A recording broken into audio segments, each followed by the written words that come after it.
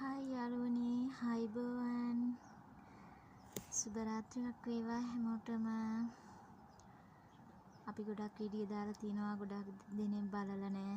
ගොඩක් දෙනෙක් ලයික් කරලා නැහැ, ෂෙයාර් කරලා නැහැ. යාළුවනේ අපි ෂෙයාර් කරන්න, ලයික් කරන්න, කමෙන්ට් කරන්න.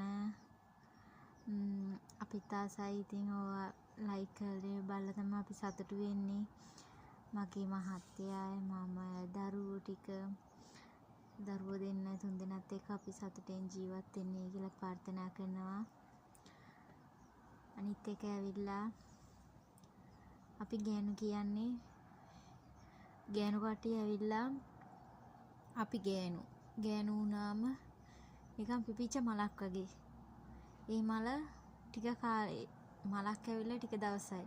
ඒ මල පර වෙලා හැලෙනවා බිමට. ඒ වගේ පෞල් ජීවිතෙත් හැමදාම පෞල් ජීවිතෙත් ඒ වගේම තමයි. අපි කොච්චර සතුටින් කොච්චර නිදහසෙන් අපිට නිදහසක් නැති වුණාට පවුලේ අයව අම්මා තාත්තව බැඳ මහත්තයව ළමයිව කොච්චර සතුටින් අපි තියාගත්තත් වැඩක් නැහැ. අපි ඇවිල්ලා නිකන් අන්තිමට අපි තනි වෙනව විතරයි ජීවිතේ. ඇත්තටම අපි තනි වෙනව.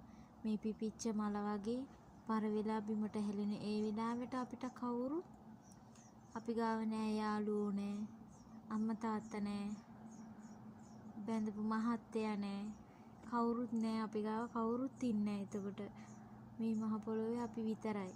එතකොට අපි විඳින දුක කියන්න කෙනෙක් නෑ. ඇත්තටම අපිට කියන්න කිසිම කෙනෙක් නැහැ. අපි යාළුකමකට ෆ්‍රෙන්ඩ්ෂිප් එකක් කියන්නේ එන්නෙත් නෑ. ඒත් දැන් මේ කාලේ හැටියට ෆ්‍රෙන්ඩ්ෂිප් එකේ කාත් එක කතා කරොත් අන්න කතා කළා ඉවරයි දැන් ඒ පවුලත් එහෙමයි කියලා මිනිස්සු හැමෝම අනිත් පැත්ත කතා හදන්නේ. යාළුවනේම කතා කරන්න එපා. ඔය අයියලට කියන්නේ එහෙම කවදාවත් කතා කරන්න එපා. අපි ගෑනු වුණාම අපි ජීවත් වෙන්නේ ඔගොල්ලන්ව බැන්දට පස්සේ ඔගොල්ලන් වෙනුවෙන්, ළමයි වෙනුවෙන්. හැමදාම බැන්දට ළමයෙක් ආවට පස්සේ ඒ අම්මා හැමදාම කුසී. උදේ කෑම උයන්න, උදේ නැගිටින්න ඕන, කෑම උයන්න ඕන, දරුවෝ ලෑස්ති කරන්න ඕන, මහත්තයා වැඩට යවන්න ඕන. කුලී වැඩ කරන්න ඕන. මහත්තයට තේ දළු කඩන්න යනකොට කෑම එකක් යවන්න ඕන. ඔෆිස් එකේ වැඩට යනකොට කෑම එක හදලා යවන්න ඕන, කෑම දෙන්න ඕන, උදේ කෑම. ඊට පස්සේ දවල්ට දරුවෝ ඉස්කෝලේ යන්න එන්න කලින් ඒක කෑම උයන්න ඕන, දරුවෝ එක්කන් යන්න ඕන. හැම දෙයක්ම ගෑනු තමයි බලාගන්නේ. ඒකින්ද අයියලට කියන්නේ අම්මා කෙනෙක් වගේ වශයෙන් මහත්තයාවත් අවසාන වෙනකම් බලාගන්නේ ගෑණි තමයි. ඒකින්ද තමන්ගේ ගෙදර නෝනව ආදරෙන් සලකන්න, ආදරෙන් කතා කරන්න. පමණක් මහත්තයලට කතා කරන්න දන්නේ නැහැ. පමණක් මහත්තයලා කතා කරනවා මෙහෙමයි කියලා කතා කරගෙන යනවා. හැබැයි ඒකින් තමන්ගේ නෝනගේ හිත රිදෙනවයි කියලා දන්නේ නැහැ. දැන් මට අද කතා කරන්න විදියක් නැහැ එහෙම කියලා කිව්වම ඔව් වැඩවලට ගියා කවුරු හරි ඇති. එහෙම කියලා නිකන් පොඩි සැකක් හරි හිතනවා. එහෙම හිතන්න එපා කවදාවත්. ගෑනු වුණාම අපිටත් ආසයි, ගොඩාක් දේවල් ආසාවල් තියෙනවා. ගෙදර ලොකුවට හදන්න ඕන, ගෙදරට බඩු මුට්ටු ගේන්න ඕන, ගේ ලස්සනට තියාගන්න ඕන, ඒ ගෙදර මිදුලින් පොල් මල් පැල හිටවන්න ඕන, පොල් ගහක් හිටවන්න ඕන. ඒව ලස්සනට හැදෙනකොට ඒව බලලා තමයි ගෑනු අපි සතුටු වෙන්නේ. මහත්තයලා කරන්නේ හැමදාම උදේට නැගිටලා වැඩට යනවා, ලෑස්ති වෙනවා, වැඩට යනවා, කනවා බොනවා. ආයි ඉතින් වැඩ ඇරලා එනවා. වැඩ ඇරලා එනකොට නෝන මොකද්ද කරන්නේ? පව් පුතේ අප්පච්චි මහන්සියලා වැඩ කළනේ ඇවිල්ලා ඉන්නේ. අප්පච්චිට ඉන්න දෙන්න. එහෙමයි කියලා අම්මලා කියනවා. ඒත් ඒ අම්මලාගේ දුක ඒ තාත්තා දැන් තේරුම් ගන්නෑ. ඇත්තටම තාත්තලා තේරුම් ගන්නෑ අම්මා කෙනෙක්ගේ හිත. බැන්දට පස්සේ ටික කාලෙකට පස්සේ එච්චර ළමයි කාවන් පස්සේ නෝනව ගණන් ගන්න එපා අයියේ. හැමෝටම කියන්නේ අයියලා මාමලා අක්කලට අම්මලා තාත්තට හැමෝටම කියන්නේ තමන්ගේ නෝනව අවසාන වෙනකන් ආදරින් බලාගන්න. ඒ අවංක ආදරය වෙනුවෙන් විතරයි ගෑනු ජීවත් වෙන්නේ.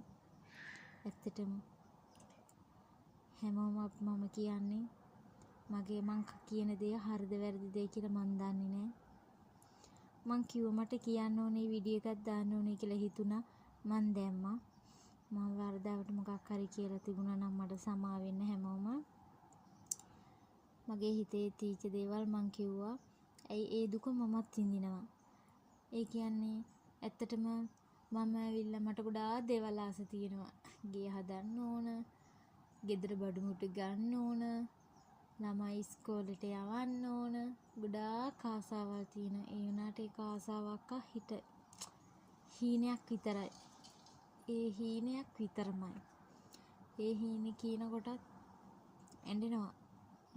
ඒකෙන්ද කියන්නේ ඔයගොල්ලන් මහත් වෙලා හැමෝම ආදරෙන් නෝනව බලා ගන්න. නෝනා මහත්තයාගේ රෙදි හොදන්න. මහත්තයා හිට මේ ඇඳුම ඇඳන් යන්නේ. මහත්තයාට මේක දැන් ඕන. එහෙම කියලා නෝනා හැම දෙයක්ම හොයලා බලනවා. තමන්ගේ නෝනා. ඒකෙන්ද මේ මල පර වෙන්නේ නැතුව ලස්සනට බලා ගන්න. ඒ මල් පැලියට වතුර වක් කරලා අයියේ ලස්සනට බලා ගන්න. ওই වීඩියෝ එක බලන අයියලා මාල්ලා හැමෝටම කියන්නේ අපි හිටවන මල් පැලේට ලස්සනට වතුර වක් කරලා ලස්සනට ඒ මල් පැලේ උඩට ගන්න ඕන. එච්චරයි මං කියන්නේ.